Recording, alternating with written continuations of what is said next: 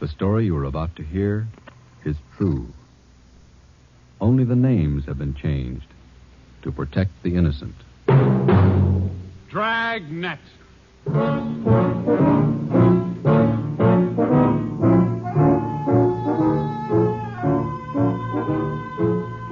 Dragnet, the documented drama of an actual crime, investigated and solved by the men who unrelentingly stand watch on the security of your home, your family, and your life. For the next 30 minutes, in cooperation with the Los Angeles Police Department, you will travel step by step on the side of the law through an actual case from official police files. From beginning to end, from crime to punishment. This is the story of your police force in action. Dragnet.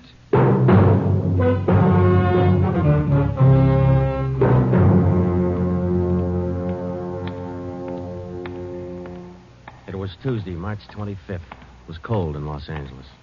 We were working the night watch out of homicide. Detectives in Los Angeles work in pairs. My partner's Ben Romero. He's a sergeant, so am I. My name's Friday. The boss is Ed Backstrand, chief of detectives. I was on the way back from the record bureau, and it was 13 minutes past 11 when I got to room 42. Homicide. That's a hot shot. Somebody grab it. I got it, Ed. At 1245 East Doheny Street, 1, 2, 4, 5. 2 officers shot. At 1245 East Doheny Doheny Street. 2 officers Shot. What have you got, Friday? Read it. 2 officers shot. Where's Romero? Right here, Skipper. Okay, you've got one to roll on. Get going.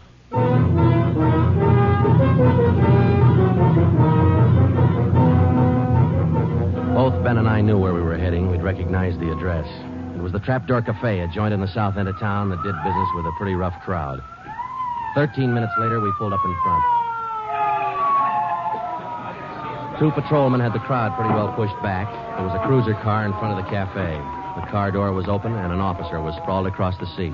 He was conscious but weak, and one of his pant legs was pretty red. Hello, Sarge. Hi, how you doing? I've done better. Yeah, well, what happened? Williams and I were cruising. We've been keeping an eye on this cafe lately. Tonight we decided to take a look. And just as we went in, 2 guys left in a hurry, the back door. We followed them out into the alley. It was dark out there, and I called to them. I said, "Hey, fellas, just a minute, I want to talk to you." They stopped? I'll say. One of them whirled. He had a gun in his left hand. He shot both of us. Left hand, huh? Williams went down and out. I went down, but I took a shot at them. No effect. And I started crawling out here to the car so I could call in. You started crawling? Yeah. Wait a minute, Emerson. Weren't there any people around by that time? Yeah, quite a few ran out after the shots. You mean nobody would help you to the car? That's right.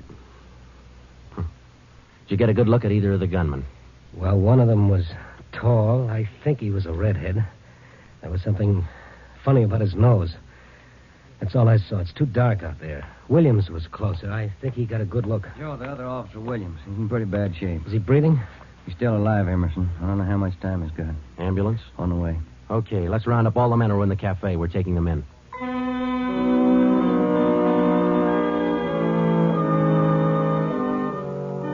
We took all the men back to the city hall. There were 23 in the Trapdoor Cafe at the time of the shooting. We questioned all of them. One of them said there had been a redhead in the place, but he couldn't describe him. Ben and I left the interrogation room, and we went back to the squad room. Friday, Romero. Got a minute? Yeah, Ed. Come on, Ben. Sit down. Okay. You get anything from those people you questioned? Nothing we could use. How's Williams? Pretty bad. When do they operate? As soon as he comes out of shot. Probably in the morning. You boys will be there. Yeah, we will. When the surgeon digs that slug out, get it and mark it for evidence. Yeah. Skipper, them 2 men shot without asking any questions. They must be hot. Yeah. Same thing occurred to me. When we get that slug, the ballistics can tell us whether that gun's been used on other jobs. We got enough of their modus operandi to have the statistician give us a run-through on the IBM now. One of them is left-handed, and he shoots quick. Okay, be in surgery tomorrow morning at 9.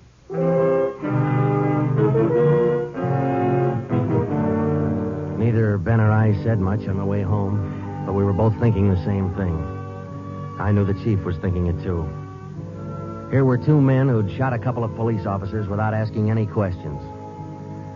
Now, I suppose you've heard a lot of stories about what the force thinks of cop killers. Sure, we don't like to lose our friends and partners any better than anybody else would. Why not figure it this way? If these two guys would gun a couple of armed police officers, do you think they'd hesitate to shoot you, the unarmed citizen?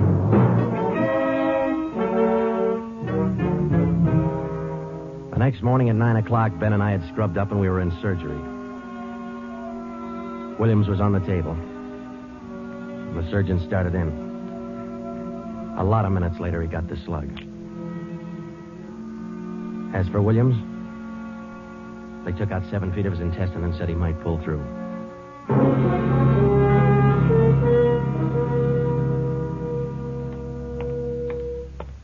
Joe, here's the report from ballistics. The slug they took out of Williams come from a .44 Smith & Wesson.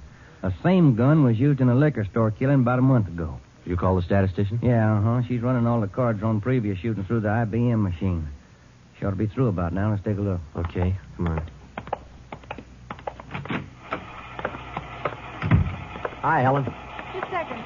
Okay.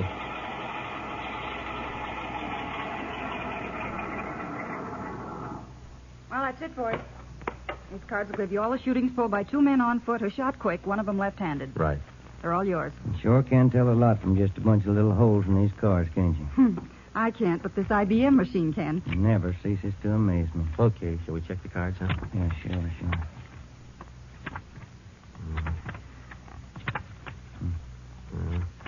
Wait a minute, Ben. Here we are. Huh? Yeah. Here's that liquor store killing ballistics tied the Smith & Wesson in on. Same gun that Emerson Williams was shot with? Well, it checks out. The liquor store was in the same neighborhood as the Trapdoor Cafe. Same gun, huh? Got to be. How long ago? A month ago, yeah. Ben, take the DR number off this card and let's pull the crime report on that job.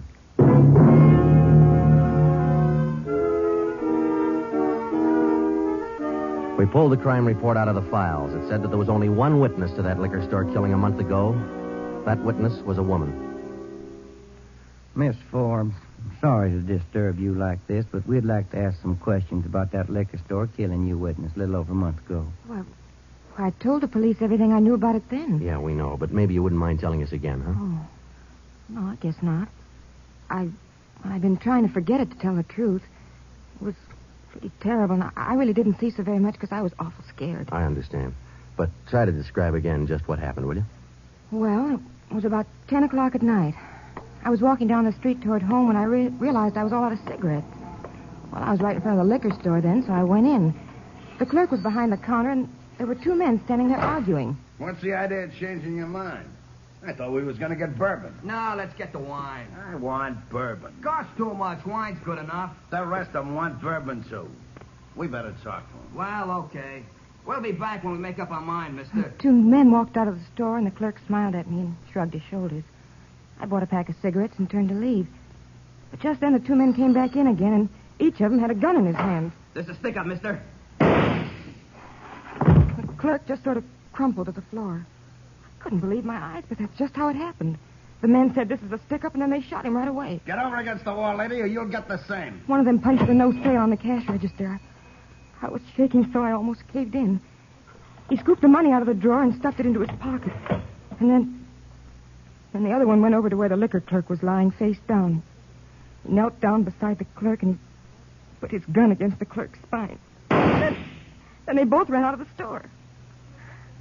It was terrible. That clerk, he was lying there helpless and wounded, and they deliberately... Yeah, Miss Forbes, I understand. Oh, Miss Forbes, you said that both of the men had guns. Yes. One of the guns was black, and the other was sort of fancy looking. What do you mean, Miss Forbes? Well, it was real shiny. Nickel-plated? I wouldn't know about that, but it was shiny. There were 2 guns, huh? Yes. Well, now about the men themselves. Well, I was so scared their faces just didn't register with me. The one who shot the clerk in the back was sort of stocky. That's about the best I can do. Well, you mentioned in the report that one of the men was left-handed. Yes, I do remember that. Uh-huh. Look, Miss Forbes, this is very important to us. One of the men was a redhead? Redhead? Why, no, I didn't see any redhead.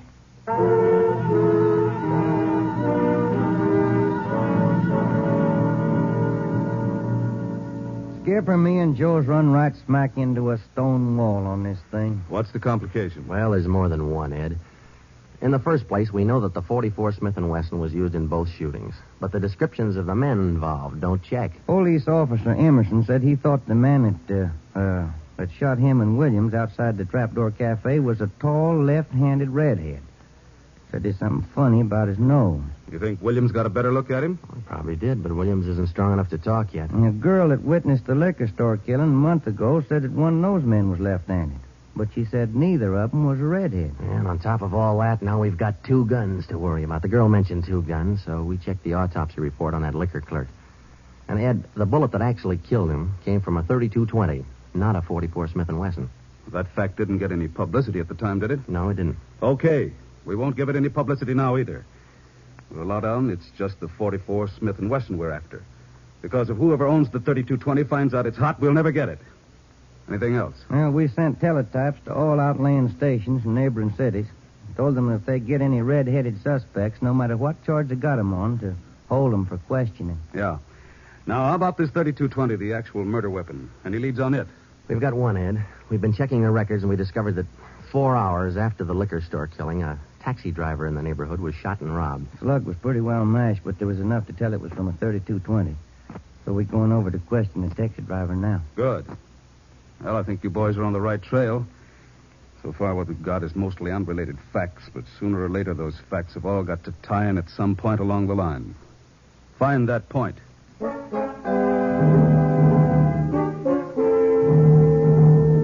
find the point. Find the tie-in. Well, Ben and I went over to see the taxi driver, a guy who was living on borrowed time. Yeah, it was about 2 o'clock in the morning when it happened.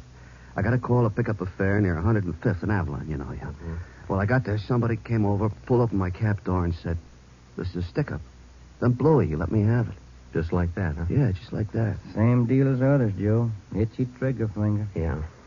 Did you get any kind of a look at the fella? Look, no, it's too dark. Uh-huh. Hey, according to the report, you got shot in the chest. Yeah, that's right. Oh, you're maybe wondering how come I'm still alive, huh? I'll tell you, pal, it's like something you'd see in a bad movie, you know?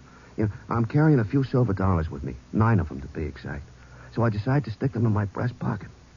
Well, mister, that just saved my life. The slug hit them silver dollars. It's one for the book, huh? Yeah, you said it. Well, thanks very much. Say, incidentally, we had a little trouble finding you today. You weren't at the stand you operated out of last month. Well, look, I'm not only not at my usual stand, I'm not driving a hack no more. Oh?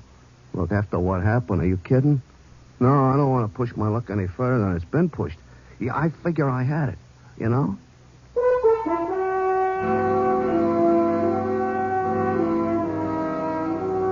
And about that time, Ben and I were beginning to figure we'd had it. We were getting nowhere fast. We had a few informants nosing around, but so far they hadn't come up with any leads. Well, Ben and I followed up all the teletypes that poured in. We just got back from Santa Ana, where we'd been questioning a red-headed suspect, and we'd flopped in the squad room when Chief Backstrand's door opened. Friday. Romero. Got a minute? Yeah, Skip. Any luck with the Santa Ana Redheads? No, none at all. I guess you haven't heard the latest. We just now got back in town, Skipper. Early this morning, another cab driver got shot. What? Yeah. Man came up to his taxi, opened the door, said, "This is a stick-up," and shot him. Bullet went through one leg and into the other, but the driver managed to start his cab and drove over to a cafe. He called in from there. Boys recovered the slug? Yeah.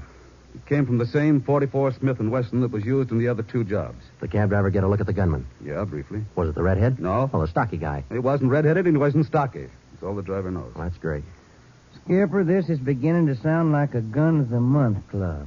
You reckon somebody's renting them guns out? Well, they're passing the guns around all right, but I think they're working together. The way they operate indicates that. Yeah, the trigger-happy routine. Killing is apparently more than a business to them. It's pleasure, too. That's why we've got to get to them fast. Come over here. All right. Come on, Ben. Here. Take a look at this map. Uh-huh. Here's the Trapdoor Cafe, and over here's the liquor store. And down here is where the first cab driver got shot. Mm-hmm. Right here's where the second one got it. All of the shootings have taken place within an area of 10 square blocks. Okay. Tonight we're going to throw a blockade around that whole area. Good. It'll go into effect at 10 p.m. At 9:45 p.m., cars and officers started drifting into the area by 2s and 3s. And at 10, when Backstrand, Ben, and I arrived, the whole area was sewed up tighter than a tick. It's now code 3. The Davis? Yeah, Chief. All set? All set. We got a primary line and a secondary line. If anyone tries to make a break, we'll pick them up in the secondary. Okay. Friday and Romero here will cruise around the area with me. Go to work, men. Every car in the area was shaken down. The same process was also followed on all persons on foot. The blockade went on all night. By the end of that time, we'd brought in 217 suspects. 26 of them were redheads. What's your name? Henry Wagner. Where do you work? Lumber yard. Which one? First star. What time did you get through work last night? About 6, I guess. What'd you do then? Had some dinner. Where? Harry's grill. And what? Shot a little pool. Look, I tell you, I ain't done nothing. Now, let's go back to the day before yesterday. Did you work at... And that's the way it went all day long. We shot question after question at them, working them gradually back to the days on which the shootings had taken place. When it was all over, we got 6 men wanted in other cities on various charges. We got quite an assortment of guns and knives. But as far as the shootings were concerned, we got nothing. Well, I guess that's the last of them. Oh, I was running out of questions there at the end. You two boys better go on home and get some sleep. Well, I was kind of figuring on checking back over the reports to see if we might have overlooked something. I said go on home. You two boys have been at it for 32 hours straight. Look at you. You're both so groggy you can hardly stand up. You need sleep. It's 4 p.m. now. Don't come back until 10 p.m.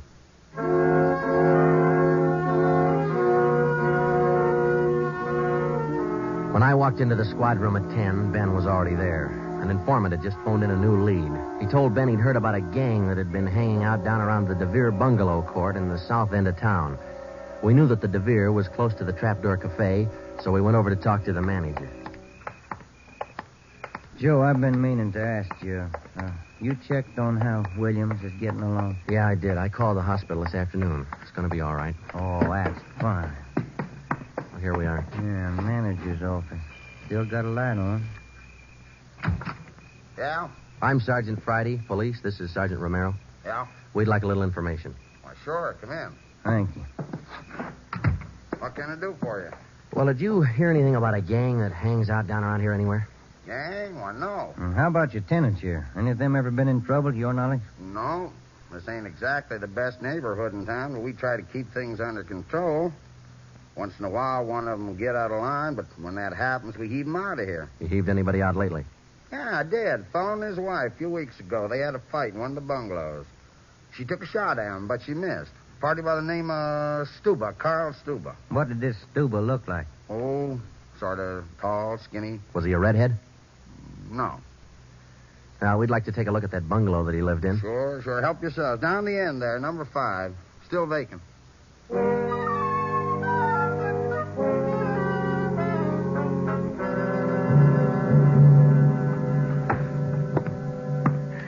Well, I guess that does it. Stuba didn't leave a thing behind. Matter of fact, we don't have anything to prove that this Stuba's tied in at all. We're only working on a hunch. Hey, Joe, look. Where? Up on the wall there, just by the window. Oh, yeah. Yeah, that plaster there, it's newer than the rest. You got a knife? I sure have, boy, and I'm carving. That manager'd be awful unhappy with me if he was here. Yeah, he would. Yeah, Hey, Joe, here it is. A slug. They plastered right over it. Okay, dig it out, and let's hope it matches. It matched. The slug from the wall came from the same .44 Smith & Wesson that had been used in the other shootings. So now we had a name to work on, Carl Stuba. But he'd done a good job of dropping out of sight. Well, the next day, Ben thought he had another lead. I've just been talking to another informant, Joe. He says he heard that there's a fella down in that neighborhood been trying to sell a gun lately. What kind of a gun? Nickel-plated with steer horn handles. Nickel-plated. Well, maybe that's our .44 Smith & Wesson. Maybe. Did the informant know who this man was? Said the feller's name was Alonzo. Yeah. Alonzo who? Just Alonzo. That's all he knew.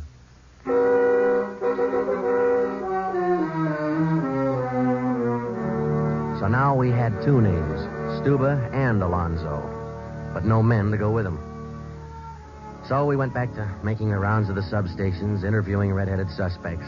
We took a few of them to Williams, who was home from the hospital by now, but he couldn't identify any of them as the man who shot him. Still, we kept checking. Finally, we got around to the 77th Street station. We questioned the suspects they were holding there, and we just started to leave when one of the officers called us. Hey, Sarge, Yeah. we're holding somebody else you might want to look at. Redhead? No. What's the charge? Suspicion of burglary. Small job. Oh, I don't know. What do you think, Ben? What's special about him? He lives in the same neighborhood where those shootings took place. All right. Where you got him? Down here. You admit anything? Nope. He's pretty surly. Here we are. Thanks. Hi. What do you want?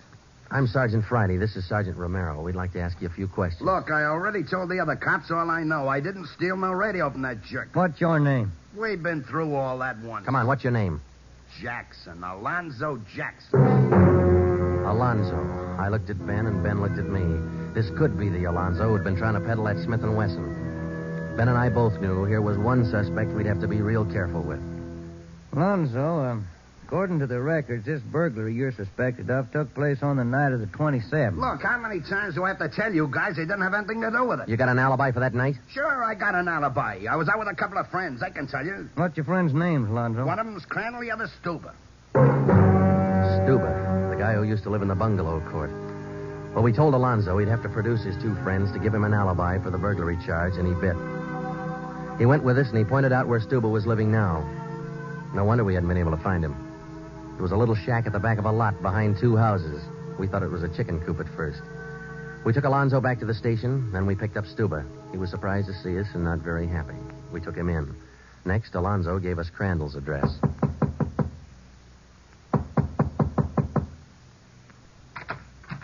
Yeah? Mr. Crandall in? No. Will he be back soon? I don't know. Who are you? Sergeant Friday, Sergeant Romero, police.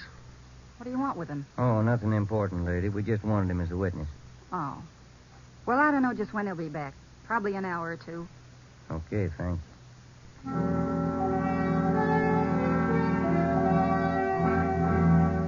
We went down the street away, and we staked out in the car.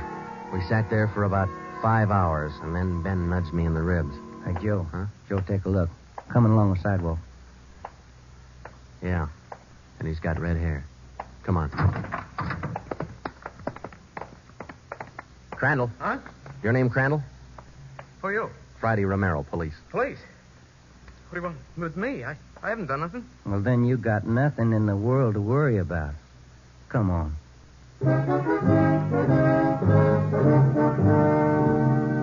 We questioned Crandall for an hour, but he wouldn't give an inch. Denied everything. Then we put him in a car, and we drove over to Officer Williams' house. I left Ben in the living room with Crandall while I went in Williams' bedroom. Hello, Sarge. Hi, Williams. How you doing? A little better, I think. That's fine. Look, we've got another redhead outside. Bring him in. Okay. All right, Crandall, come on in here. Who's in there? Why'd you bring me over here? Come on in here.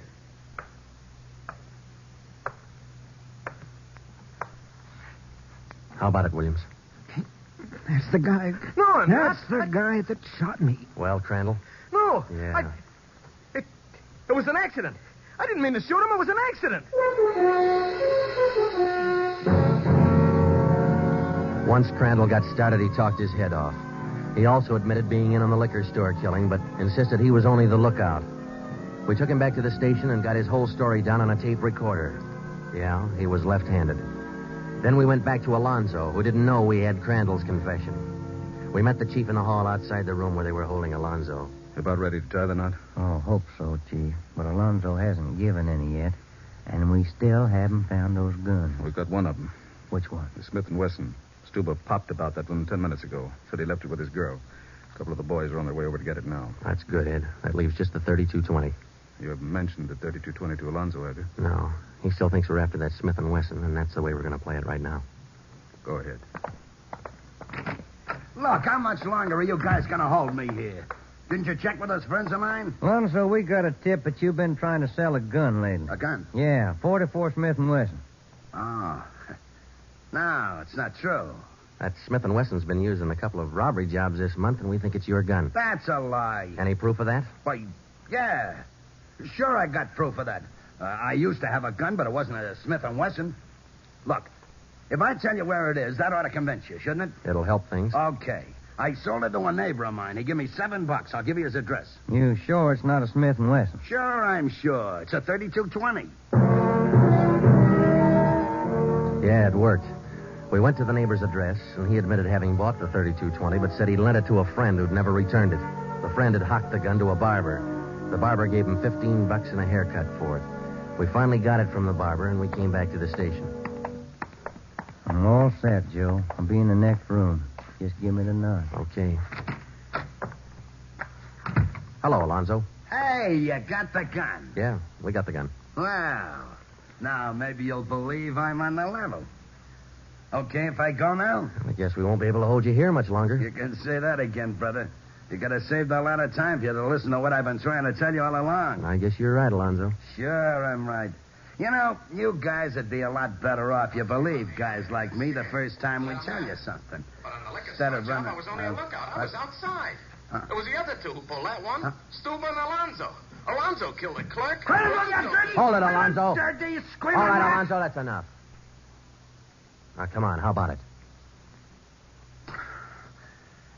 Well, what's the use? All right. That's like he said. Okay, Ben, bring the recorder in here. Alonzo's ready to make a record now.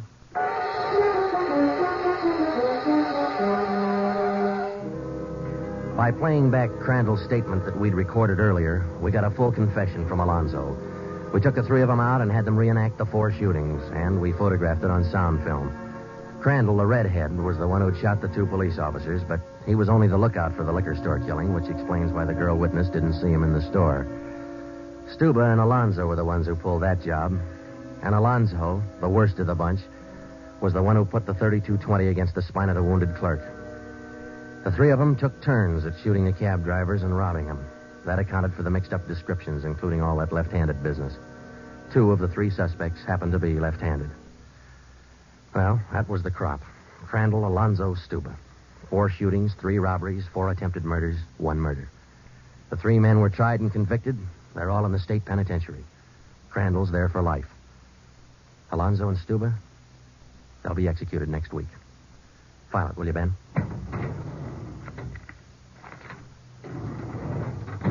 Case closed. Dragnet.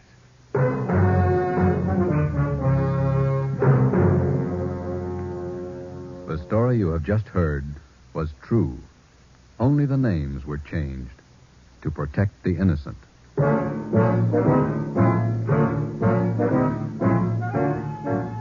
You have just heard the second in a new series of authentic cases from official files. Technical advice for Dragnet comes from the office of C.B. Horrell, Chief of Police, Los Angeles Police Department.